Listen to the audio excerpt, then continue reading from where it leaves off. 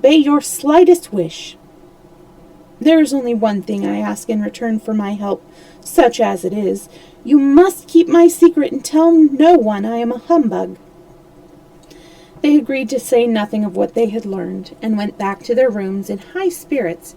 Even Dorothy had hoped that the great and terrible Humbug, as she called him, would find a way to send her back to Kansas. And if he did, she was willing to forgive him everything.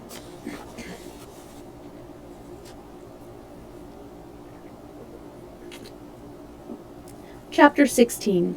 The Magic Art of the Great Humbug.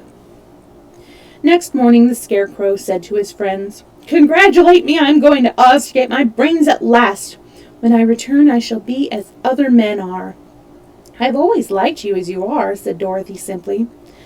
"It is kind of you to like a Scarecrow," he replied, "but surely you will think more of me when you hear the splendid thoughts out of my new brain is going to turn out." Then he said goodbye to them all in a cheerful voice and went to the throne room, where he rapped upon the door.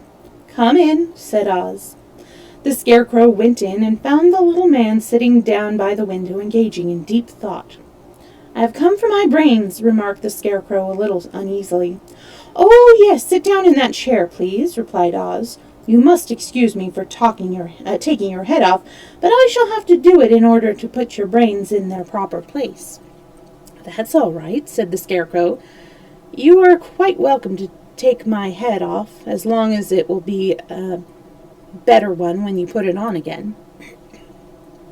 So the wizard unfastened his head and emptied out the straw.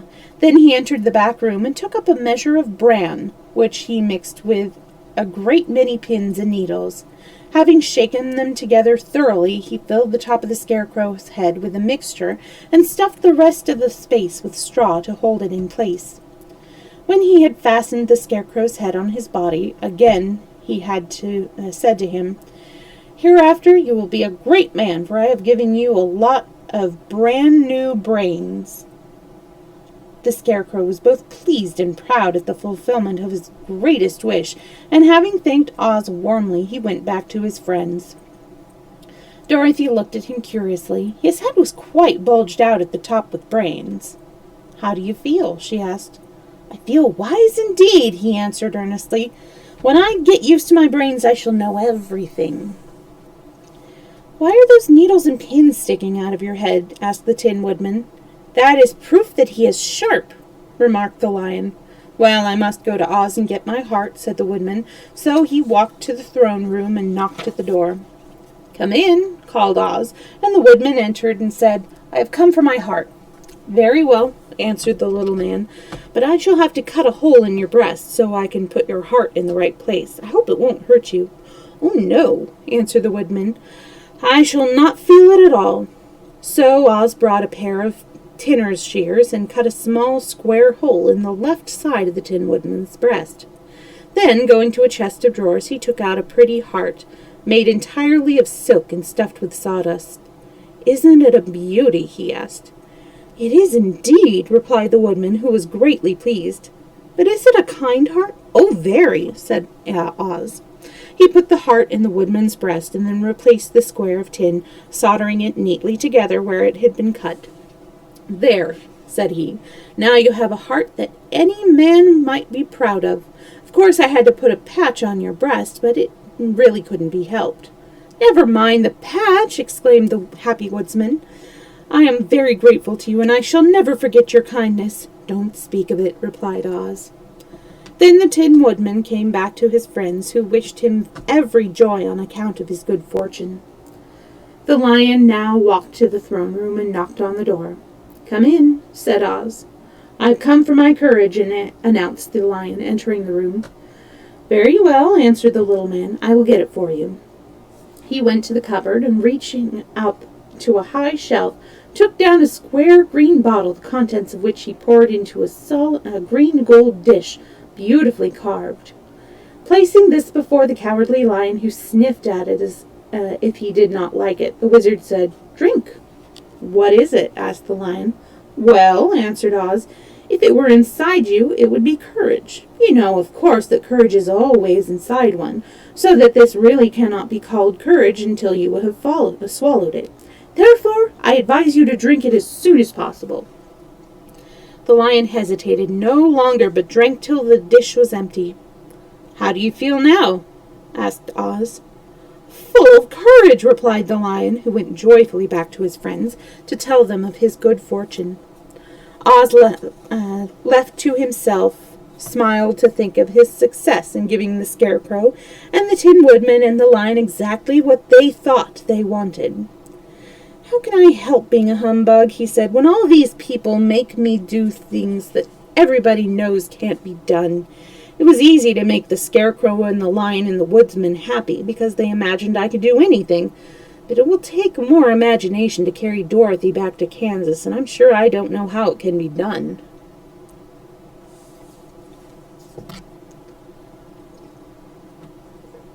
Chapter 17. How the Balloon Was Launched. For 3 days Dorothy heard nothing from Oz. These were sad days for the little girl, although her friends were all quite happy and contented. The Scarecrow told them there were wonderful thoughts in his head, but he would not say what they were because he knew no one would understand them but himself. When the Tin Woodman walked about, he felt his heart rattling about in his chest, and he told Dorothy he had discovered it to be a kinder and more tender heart than the one he had owned when he was made of flesh. The lion declared he was afraid of nothing on earth and would gladly face an army of a dozen of the fiercest Kalidas. Thus each of the little party was satisfied except Dorothy, who longed more than ever to get back to Kansas. On the 4th day, to her great joy, Oz sent for her, and when she entered the throne room, he said pleasantly, "Sit down, my dear. I think I have found a way to get you out of this country." "And get back to Kansas?" she asked eagerly. "Well, I'm not sure about Kansas," said Oz, "for I haven't the faintest notion which way it lies, but the first thing to do is cross the desert, and then it should be easy to find your way home." "How can I cross the desert?" she inquired. "Well, I'll tell you what I think," said the little man. "You see, when I came to this country, it was in a balloon. You also came through the air, being carried by a cyclone, so I believe the best way to get across the desert will be through the air. Now, it is quite beyond my powers to make a cyclone, but I've been thinking the matter over, and I believe I can make a balloon." "How?" asked Dorothy. "A balloon," said Oz, "is made of silk, which is coated with glue to keep the gas in. I have plenty of silk in the palace, so it will be no trouble to make the balloon. But in all this country there is no gas to fill the balloon with, and to make it float." "If it won't float," remarked Dorothy, "it will be of no use to us." "True," answered Oz, "but there is another way to make it float, which is to fill it with hot air. Hot air isn't as good as gas, for if the air should get cold and the balloon would come down in the desert and we should be lost." "We?" exclaimed the girl. "Are you going with me?" "Yes, of course," replied Oz. "I'm tired of being such a humbug. If I should get out of this palace and my people would discover I am not a wizard, and then they would be vexed with me for having deceived them. So I have to stay shut up in these rooms all day, and it gets tiresome. I'd much rather go back to Kansas with you and be in a circus again." So Dorothy took a needle and thread, and as fast as Oz cut the strips of silk into proper shape, and the girl sewed them neatly together. First there was a strip of light green silk, then a strip of dark green, and then a strip of emerald green, for Oz had a fancy to make the balloon in different shades of the color about them. It took 3 days to sew all the strips together, but when it was finished, they had a big bag of green silk more than 20 feet long. Then Oz painted it on the inside with a coat of thin glue to make it airtight, after which he announced that the balloon was ready. "But we must have a basket to ride in," he said.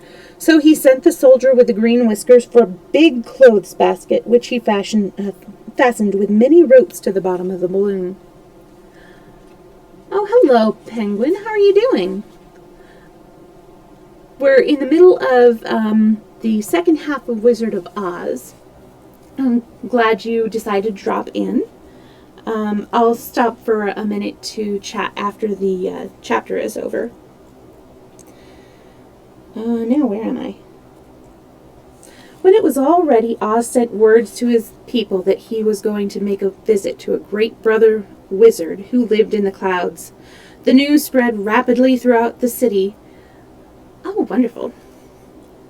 The news spread rapidly throughout the city, and everyone came to see the wonderful sight. Oz ordered the balloon carried out in front of the palace, and the people gazed upon it with much curiosity. The Tin Woodman had chopped a big pile of wood, and now he made a fire of it. And Oz held the balloon of the bottom of the balloon over the fire so that the hot air that rose from it would be caught in the silken bag. Gradually, the balloon swelled out and rose into the air until finally the basket just touched the ground. Then Oz got into the basket and said to all the people in a loud voice, "I am now going to make a visit. While I am gone, the Scarecrow will rule over you. I command you to obey him as you would me." The balloon was by this time tugging hard at the rope that held it to the ground, for the air within it was hot, and this made it so much lighter in weight that the air without, that it pulled hard to rise into the sky. "Come, Dorothy," cried the wizard. "Hurry up or the balloon will fly away." "I can't find Toto anywhere," replied Dorothy, who did not wish to leave her little dog behind. Toto had run into the crowd to bark at a kitten, and Dorothy at last found him. She picked him up and ran towards the balloon. She was within a few steps of it, and Oz was holding out his hand to help her into the basket when crack went the ropes, and the balloon rose into the air without her. "Come back!" she screamed. "I want to go too!" "I can't come back, my dear," called Oz from the basket. "Goodbye!" "Goodbye!" shouted everyone, and all eyes were turned upwards to where the wizard was riding in the basket, rising every moment farther and farther into the sky. And that was the last any of them ever saw of Oz, the wonderful wizard, though he may have reached Omaha. Though he may have reached Omaha safely and be there now for all we know. But the people remembered him lovingly and said to one another, "Oz was always our friend. When he was here, he built for us this beautiful Emerald City, and now he is gone. He has left the wise Scarecrow to rule over us." Still, for many days they grieved over the loss of the wonderful wizard and would not be comforted. So I'm going to take a small break between chapters. Thank you so much for the follow, Penguin. And so, as you can see, I do story times. I do about 1 or 2 adult story times a week, and right now we're going through the Sherlock Holmes short stories. And then 2 times a week, I do an all-ages story time. So right now, actually today I'm going to be finishing The Wizard of Oz, and then tomorrow I'm going to be starting The Marvelous Land of Oz. And so we're going to have a little Wizard of Oz marathon. So I'm going to read 3 of those stories. And I have all of my past episodes on my YouTube. You can find the address to that below.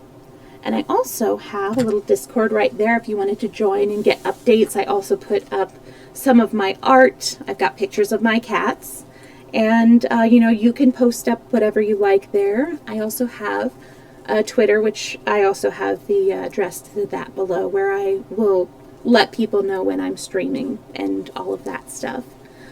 But yeah, speaking of Penguin, before I'm just quickly going to show you the image that I had up before I finished my artwork.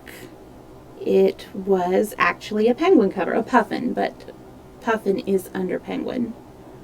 So let's see, it was that one. I love this cover so much, and I was so excited to finally get it. So now I'm going to switch it back to our little group of Wizard of Oz friends. There we go. And I finished coloring this last night. I was very proud of it, actually. It turned out really well. Yeah. Anyways, welcome again. I am going to be ending this soon, but then I'm going to do a little bit of a game stream after a short break for a snack. How did you find me, by the way?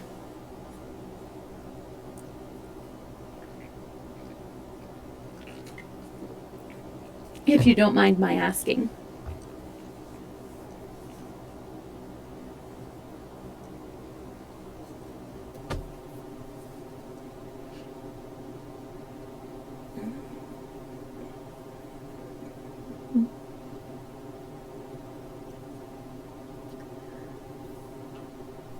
It might have just been maybe like one of the little suggested streams or something.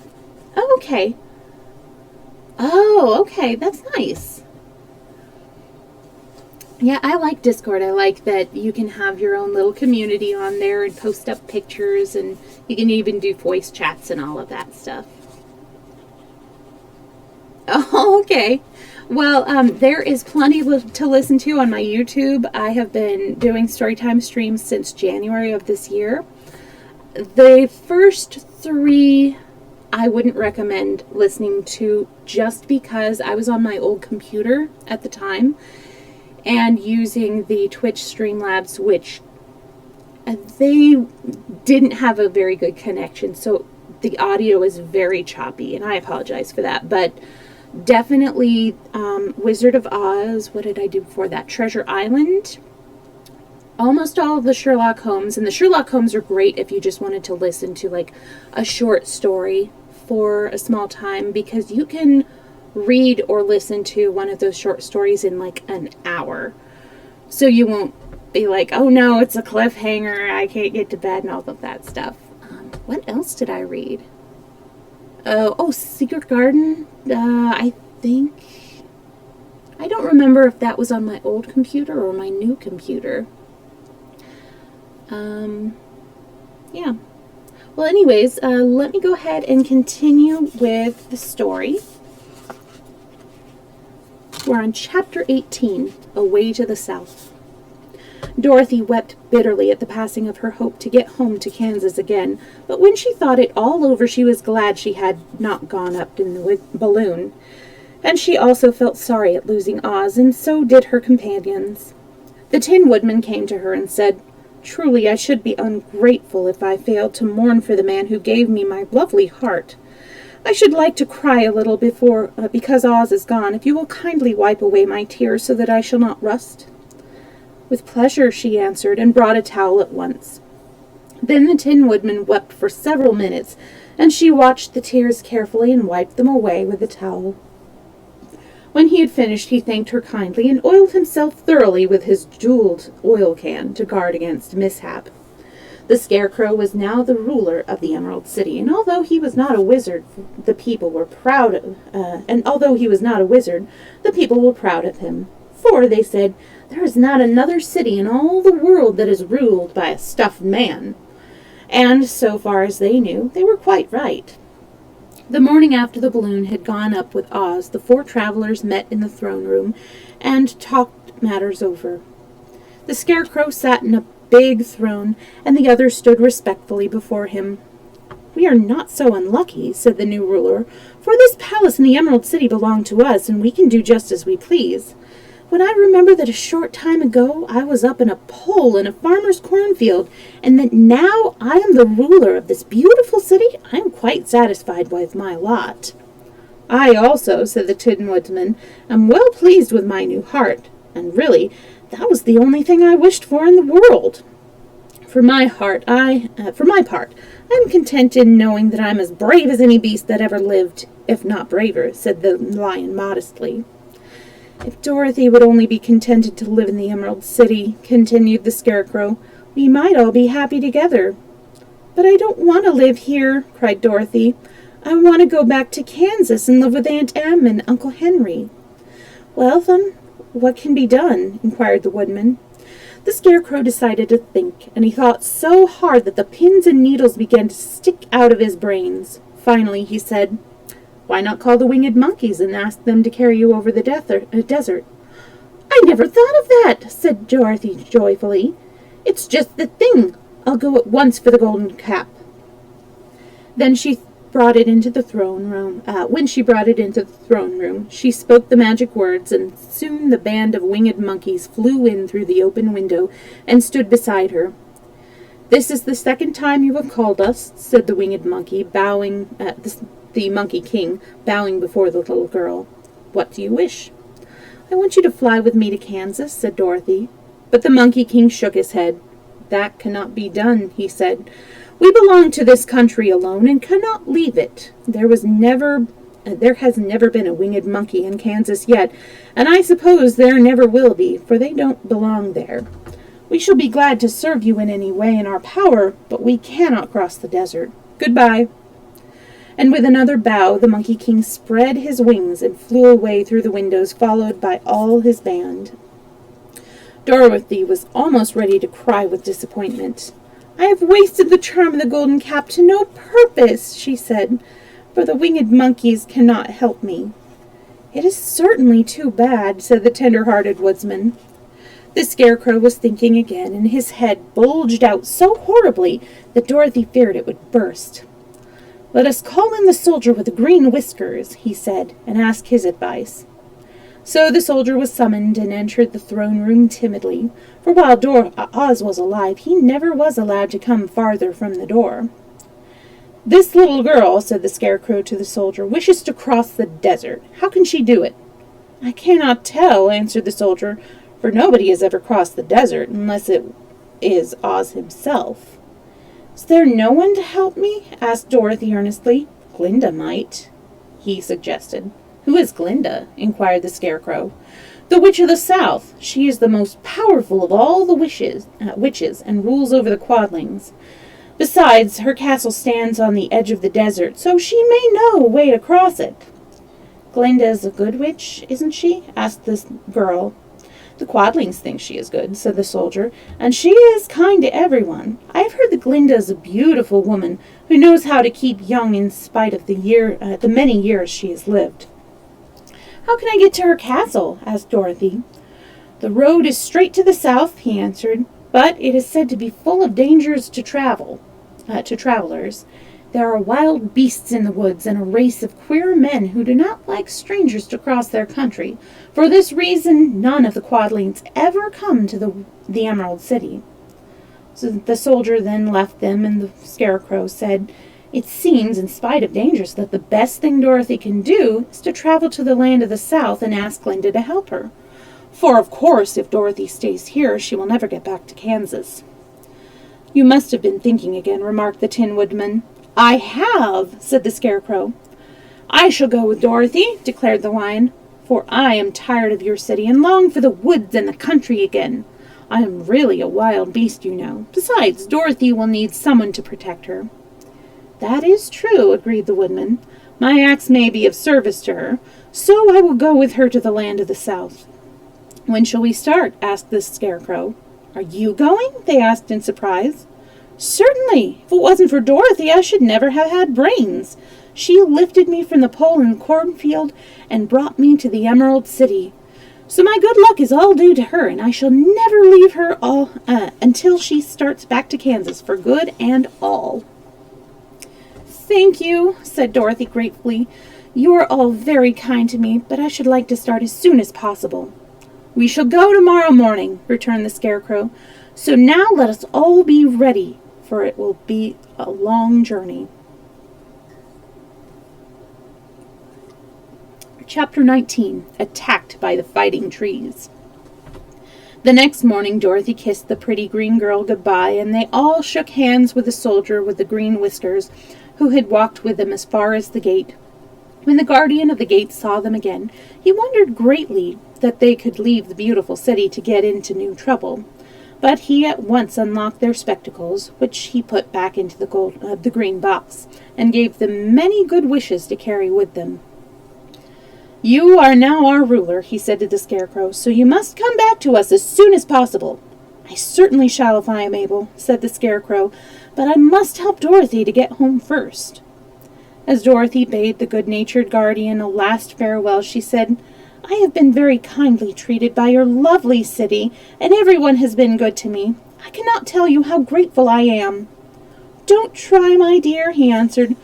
We should like to keep you with us, but if it is your wish to return to Kansas, I hope you will find a way."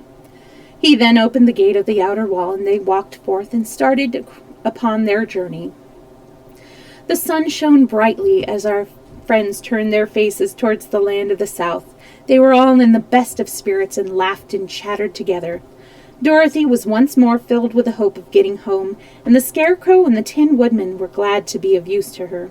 As for the Lion, he sniffed the fresh air with delight and whisked his tail from side to side in pure joy at being in the country again, while Toto ran around them and chased the moths and butterflies, barking merrily all the time. "City life does not agree with me at all," remarked the Lion as they walked along at a brisk pace. "I have lost much flesh since I lived there, and now I am anxious for a chance to show the other beasts how courageous I have grown." They now turned and took a last look at the Emerald City. All they could see was a mass of towers and steeples behind the green walls, and high up above everything the spires and domes of the Palace of Oz. "Oz was not such a bad wizard after all," said the Tin Woodman as he felt his heart rattling around in his breast. "He knew how to give me brains, and very good brains too," said the Scarecrow. "If Oz had taken a dose of the same courage he gave me," added the Lion, "he would have been a brave man." Dorothy said nothing. Oz had not kept the promise he made to her, but he had done his best, so she forgave him. As he said, he was a good man, even if he was a bad wizard. The first day's journey was through the green fields and bright flowers that stretched across Emerald City on every side. They slept that night on the grass with nothing but the stars over them, and they rested very well indeed. In the morning they traveled on until they came to a thick wood. There was no way of going around it, for it seemed to extend to the right and left as far as they could see, and besides, they did not dare change the direction for all of their journey, for fear of getting lost. So they looked for the place where it would be easiest to get into the forest.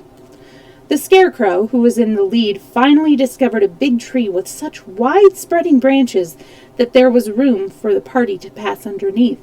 So he walked forward to the tree, but just as he came under the first branches, they bent down and twined around him, and the next minute he was raised from the ground and flung headlong among his fellow travelers. This did not hurt the Scarecrow, but it surprised him, and he looked rather dizzy when Dorothy picked him up. "Here is another space between the trees," called the Lion. "Let me try it first," said the Scarecrow, "for it doesn't hurt me if I get thrown about." He looked up to another tree as he spoke, but its branches immediately seized him and tossed him back again. "This is strange," exclaimed Dorothy. "What shall we do?" "The trees seem to have made up their mind to fight us and stop our journey," remarked the Lion. "I believe I will try it myself," said the Woodman, and shouldering his axe he marched up to the first tree that had handled the Scarecrow so roughly. When the big branch bent down to seize him, the woodsman chopped at it so fiercely that he cut it in two. At once the tree began shaking all its branches as if in pain, and the Tin Woodman passed safely under it. "Come on!" he shouted to the others. "Be quick!" They all ran forward and passed under the tree without injury, except Toto, who was caught by a small branch and shaken until he howled. But the woodman promptly chopped off the branch and set the little dog free. The other trees of the forest did nothing to keep them back, so they made up their minds that only the first row of trees could bend down their branches, and that probably these were the policemen of the forest, and given this wonderful power in order to keep strangers out of it. The four travelers walked with ease through the trees until they came to the farther side of the woods. Then, to their surprise, they found before them a high wall which seemed to be made of white china. It was smooth like the surface of a dish, and higher than their heads. "What shall we do now?" asked Dorothy. "I will make a ladder," said the Tin Woodman, "for we certainly must climb over the wall." Chapter 20. The Dainty China Country. While the woodman was making a ladder for wood, which he found in the forest, Dorothy lay down and slept, for she was tired by the long walk. The Lion also curled himself up to sleep, and Toto lay beside him. The Scarecrow watched the woodman while he worked, and said to him, "I cannot think why this wall is here, for what it is, nor what it is made of. Rest your brains and do not worry about the wall, replied the woodman. When we have climbed over it, we shall know what is on the other side. After a time the ladder was finished. It looked clumsy, but the Tin Woodman was sure it was strong and would answer their purpose.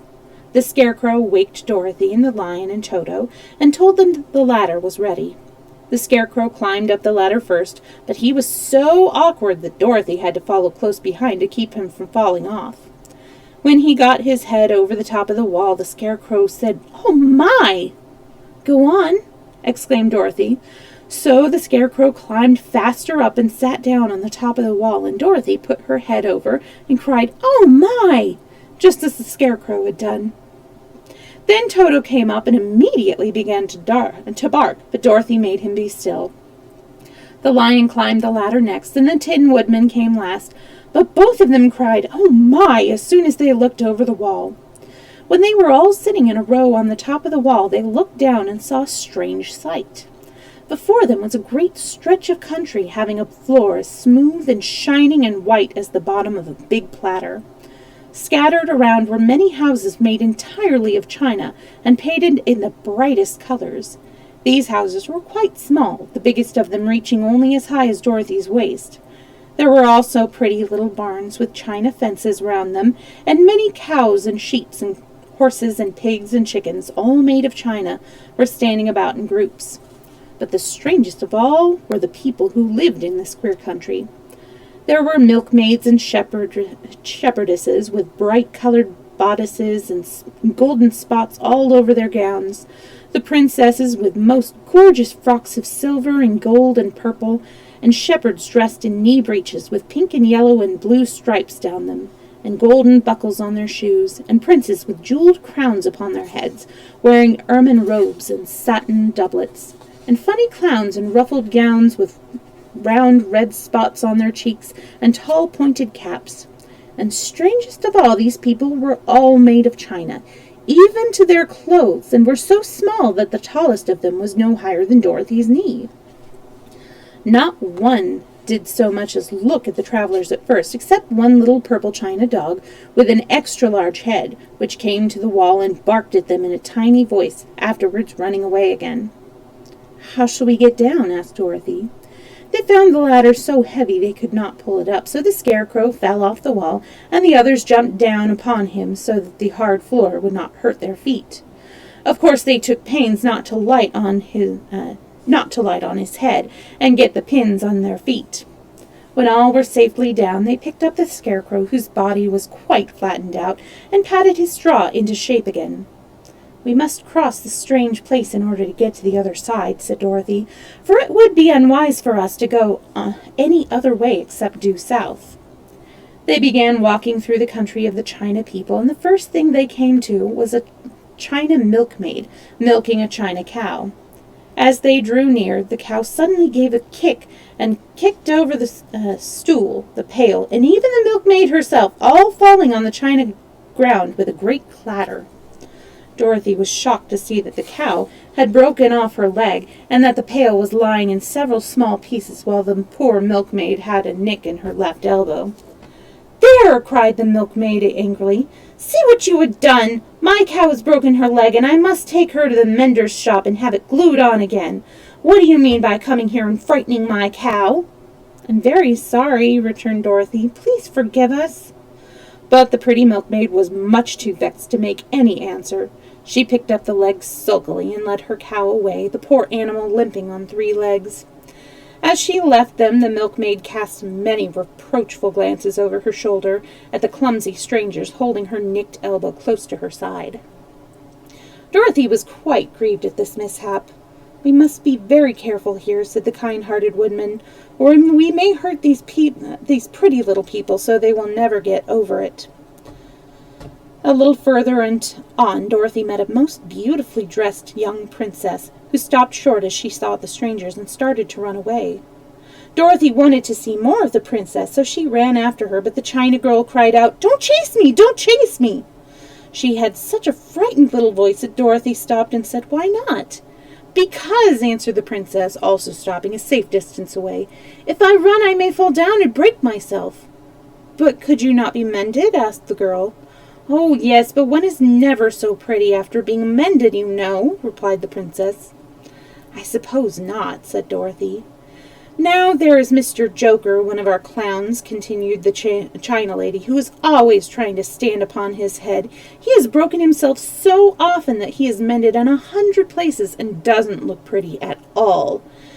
Here he comes now, so you can see for yourself."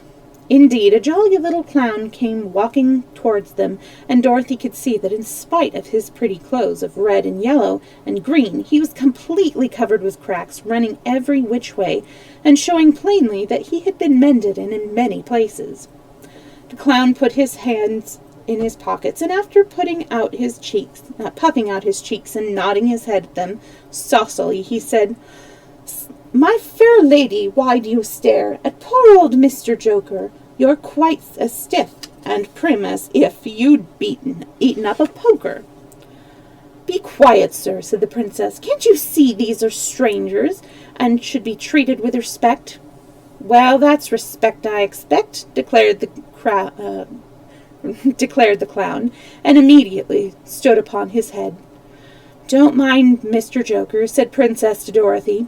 "He's considerably cracked in his head, and that makes him foolish." "Oh, I don't mind him a bit," said Dorothy. "But you are so beautiful," she continued, "that I'm sure I would love you dearly. Won't you let me carry you back to Kansas and stand you on Aunt Em's mantelpiece? I could carry you in my basket." "That would make me very unhappy," answered the China Princess. "You see, here in our country we live contentedly, and can talk and move around as we please. But whenever any of us are taken away, our joints at once stiffen, and we can only stand straight and look pretty. Of course, that is all that is expected of us when we are on mantel shelves and cabinets and drawing-room tables. But our lives are much pleasanter in here in our own country." "I would not make you unhappy for all the world," exclaimed Dorothy, "so I'll just say goodbye." "Goodbye," replied the princess. They walked carefully through the China country. The little animals and all the people scampered out of their way, fearing the strangers would break them, and after an hour or so the travelers reached the other side of the country and came to another China wall. It was not so high as the first, however, and by standing upon the lion's back, they all managed to scramble to the top. Then the lion gathered his legs under him and jumped on the wall. But just as he jumped, he upset a china church with his tail and smashed it all to pieces. "That was too bad," said Dorothy, "but really I think we were lucky in not doing these little people more harm than breaking a cow's leg in a church. They were all so brittle." "They are indeed," said the Scarecrow, "and I'm thankful I am made of straw and cannot be easily damaged. There are worse things in the world than being a scarecrow." Chapter 21. The Lion Becomes the King of the Beasts. After climbing down from the China wall, the travelers found themselves in a disagreeable country full of bogs and marshes, and covered with tall, rank grass. It was difficult to walk without falling into muddy holes, for the grass was so thick that it hid them from sight. However, by carefully picking their way, they got safely along until they reached solid ground. But here the country seemed wilder than ever, and after a long and tiresome walk through the underbrush, they entered another forest where the trees were bigger and older than they ever had seen. "This forest is perfectly delightful," declared the lion, looking about him with joy. "Never have I seen a more beautiful place." "It seems gloomy," said the Scarecrow. "Not a bit of it," answered the lion. "I should like to live here all my life. See how soft the dried leaves are under your feet, and how rich the green the moss is that clings to these old trees. Surely no wild beast could wish a pleasanter home." "Perhaps there are wild beasts in the forest now," said Dorothy. "I suppose there are," returned the lion, "but I do not see any of them about." They walked through the forest until it became too dark to go any further. Dorothy and Toto and the lion lay down to sleep, while the woodsman and the Scarecrow kept watch over them as usual. When morning came, they started again. Before they had gone far, they heard a low rumble, as if the growling of many wild animals. Toto whimpered a little but none of the others was frightened, and they kept along the well-trodden path until they came to an opening in the wood, in which were gathered hundreds of beasts of every variety. There were tigers and elephants and bears and wolves and foxes and all the others in the natural history, and for a moment Dorothy was afraid. But the lion explained that the animals were holding a meeting, and he judged by their snarling and growling that they were in great trouble. As he spoke, several of the beasts caught sight of him, and at once the great assemblage hushed as if by magic. The biggest of the tigers came up to the lion and bowed, saying, "Welcome, O King of Beasts. You have come at a good time to fight our enemy and bring peace to all the animals of the forest once more." "What is your trouble?" asked the lion quietly. "We are all threatened," answered the tiger, "by a fierce enemy which has lately come into the forest. It is a most tremendous monster, like a great spider, with a body as big as an elephant and legs as long as tree trunks. It has 8 of these long legs, and as the monster crawls through the forest, he seizes an animal with a leg and drags it to his mouth, where he eats it as a spider does a fly. Not one of us is safe while the fierce creature is alive, and we had called a meeting to decide how to take care of ourselves when you came along among us." The lion thought for a moment. "Are there any other lions in the forest?" he asked. "No. There were some, but the monster has eaten them all, and besides, they were none of them nearly so large and brave as you." "If I put an end to your enemy, will you bow down to me and obey me as the king of the forest?" inquired the lion. "We will do that gladly," returned the tiger, and all the other beasts roared with a mighty roar. "We will!" "Where is this great spider of yours?" asked the lion. "Yonder among the oak trees," said the tiger, pointing with his forefoot. "Take good care of these friends of mine," said the lion, "and I will go at once to fight the monster." He bade his comrades goodbye and marched proudly away to do battle with the enemy. The great spider was lying asleep when the lion found him, and it looked so ugly that its foe turned up his nose in disgust. Its legs were quite as long as the tiger had said, and its body covered with coarse black hair. It had a great mouth with a row of sharp teeth a foot long, but its head was jointed to the pudgy body by a neck as slender as a wasp's waist. This gave the lion a hint of the best way to attack the creature, and as he knew it was easier to fight it asleep than awake, he gave a great spring and landed directly upon the monster's back.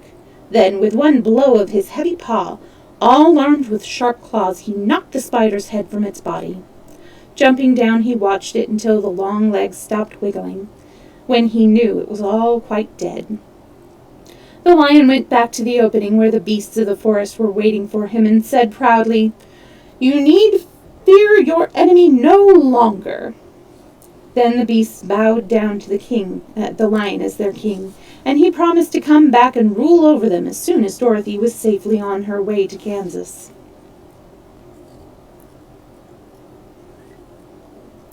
Chapter 22. The Country of the Quadlings. The 4 travelers passed through the rest of the forest in safety, and when they came out from its gloom, they saw before them a steep hill covered from top to bottom with great pieces of rock.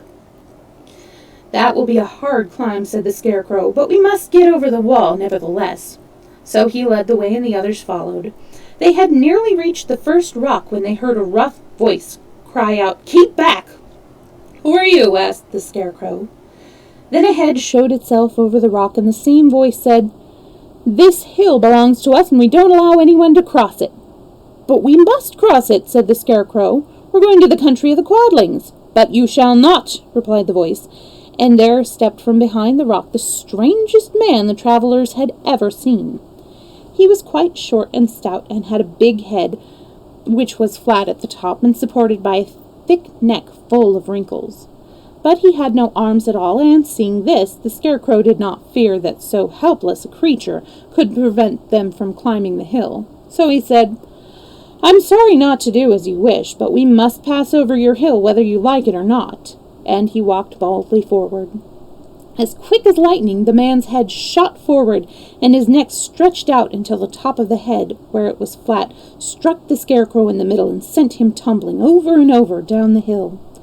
Almost as quickly as it came, the head went back to the body, and the man laughed harshly as he said, "It isn't as easy as you think."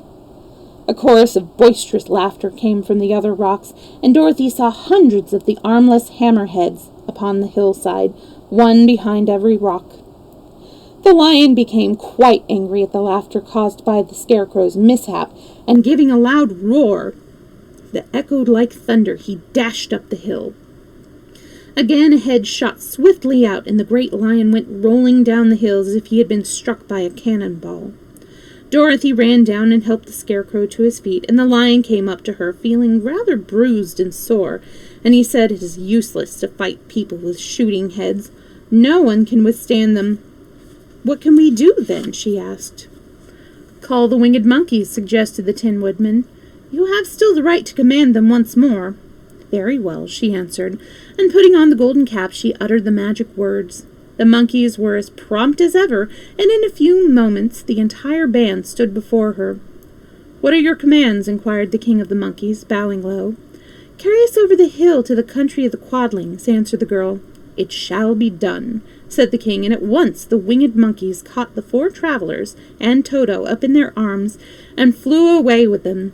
As they passed over the hill, the hammerheads yelled with vexation and shot their heads high in the air, but they could not reach the winged monkeys, which carried Dorothy and her comrades safely over the hill and set them down in the beautiful country of the Quadlings.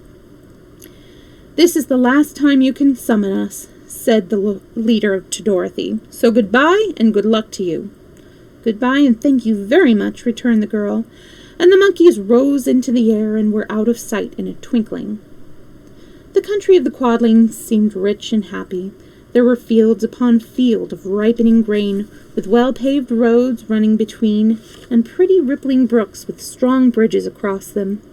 The fences and houses and bridges were all painted bright red, just as they had been painted yellow in the country of the Winkies, and blue in the country of the Munchkins. The Quadlings themselves, who were short and fat and looked chubby and good-natured, were dressed all in red, which showed bright against the green grass and the yellowing grain. The monkeys had set them down near a farmhouse, and the 4 travelers walked up to it and knocked at the door. It was opened by the farmer's wife, and then Dorothy asked for something to eat. The woman gave them all a good dinner, with 3 kinds of cake and 4 kinds of cookies, and a bowl of milk for Toto. "How far is it to the castle of Glinda?" asked the child.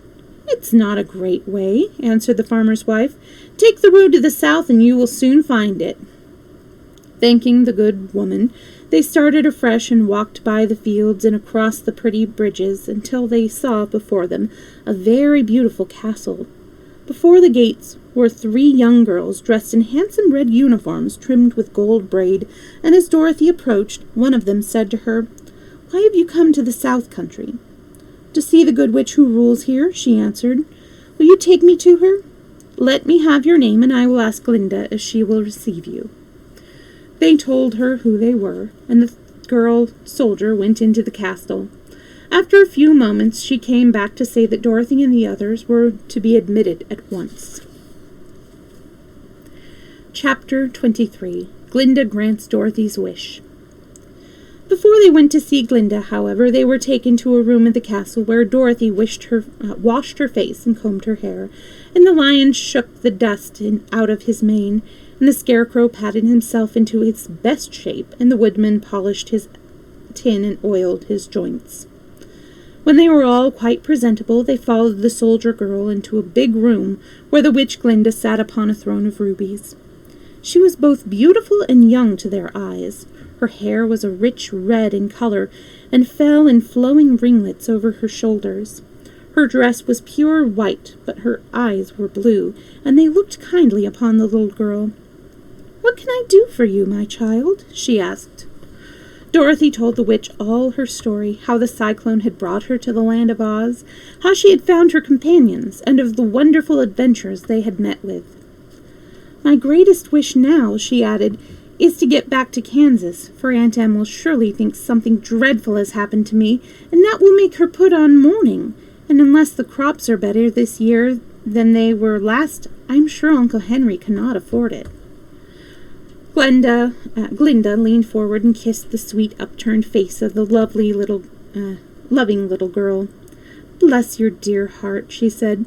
"I'm sure I can tell you of a way to get back to Kansas." Then she added, "But if I do, you must give me the golden cap." "Willingly!" exclaimed Dorothy. "Indeed, it is of no use to me now, and when you have it, you can command the winged monkeys 3 times." "And I think I shall need their services just those 3 times," answered Glinda smilingly. Dorothy then gave her the golden cap, and the witch said to the Scarecrow, "What will you do when Dorothy has left us?" "I will return to the Emerald City," he replied, "for Oz has made me its ruler, and the people like me. The only thing that worries me is how to cross the hill of the Hammerheads. By means of the golden cap, I shall command the winged monkeys to carry you to the gates of the Emerald City," said Glinda, "for it would be a shame to deprive the people of so wonderful a ruler." "Am I really wonderful?" asked the Scarecrow. "You are unusual," replied Glinda. Turning to the Tin Woodman, she asked, "What will become of you when Dorothy leaves this country?"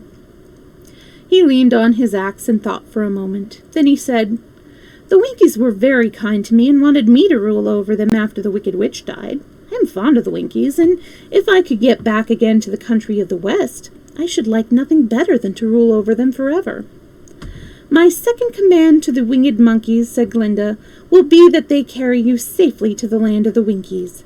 Your brain may not be so large to look at as those of the Scarecrow, but you are really brighter than he is, when you are well polished, and I am sure you will rule the Winkies wisely and well."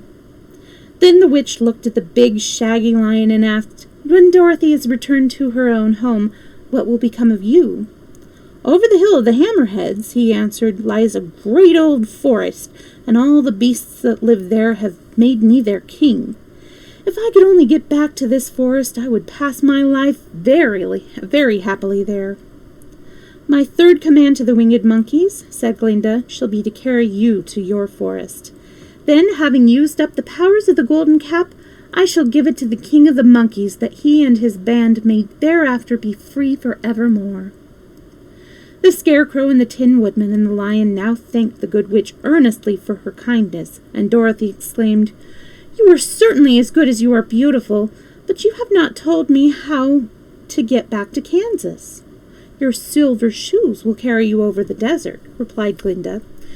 "If you had known their power, you could have gone back to your Aunt Em the very first day you came to this country." "But then I should not have had my wonderful brains," cried Scarecrow. "I might have passed my whole life in the farmer's cornfield." "And I should not have had my lovely heart," said the Tin Woodman. "I might have stood there rusted in the forest till the end of the world." "And I should have lived a coward forever," declared the Lion, "and no beast in all the forest would have had a good word to say to me." "That is all true," said Dorothy, "and I am glad I was of use to these good friends. But now that each of them has what he most desires, and each is happy in having a kingdom to rule besides, I think I should like to go back to Kansas." "The silver shoes," said the good witch, "have a wonderful power, and one of those curious things about them is that they can carry you to any place in the world in 3 steps, and each step will be made in the wink of an eye. All you have to do is knock the heel together 3 times, and command the shoes to carry you wherever you wish to go." "If that is so," said the child joyfully, "I will ask them to carry me back to Kansas at once." She threw her arms around the lion's neck and kissed him, patting his head tenderly. Then she kissed the Tin Woodman, who was weeping in a way most dangerous to his joints.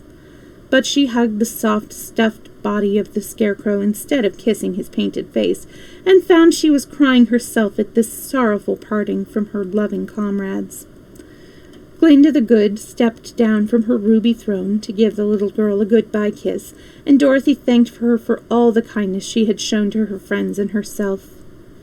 Dorothy now took Toto up solemnly in her arms, and having said one last goodbye, she clapped the heels of her shoes together 3 times, saying, "Take me home to Aunt Em." Instantly she was whirling through the air so swiftly that all she could see or feel was the wind whistling past her ears.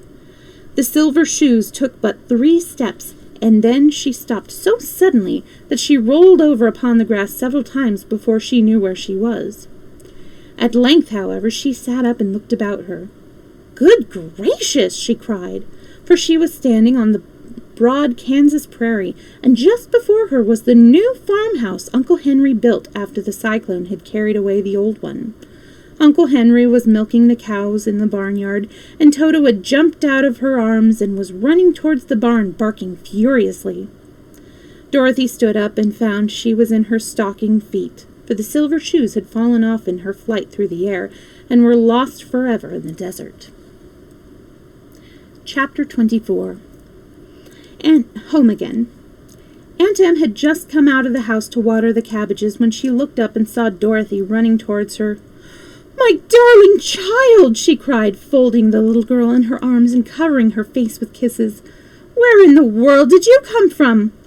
"From the land of Oz," said Dorothy gravely. "And here is Toto, too, and oh, Aunt Em, I am so glad to be home again." The end. So tomorrow from 2 to 4, just as today, I'm on Pacific time, by the way, I'm going to be starting The Marvelous Land of Oz, and I'm going to keep the same image here, the 5 of them sleeping together. And then I'm not sure what my schedule is going to be like next week. I will let you know as soon as I find out, and it will probably be Friday when I find out. But for sure, from 2 to 4 on Sunday, I'm going to be doing a Sherlock Holmes Storytime stream. That's sort of my designated, for the time being, Sherlock Holmes Storytime day. So I'm going to end this stream now. I'm going to take a few minutes to get a snack and, do all that stuff away from the computer. And then I'm going to start a gaming stream if you wanted to stick around. And, don't forget all of my past episodes of Storytime are down in the YouTube. The YouTube address will take you to the playlists. I have them all. Oh, that's good. I'm so glad to hear. I have all of the playlists in order, so all you have to do is go to a playlist, press play, it'll automatically get you to the next video. Anyways, thank you again so much for the follow and for joining the Discord, and I hope to see you in the future. I hope that you have a wonderful, relaxing day or night or whatever time zone you're in. Goodbye.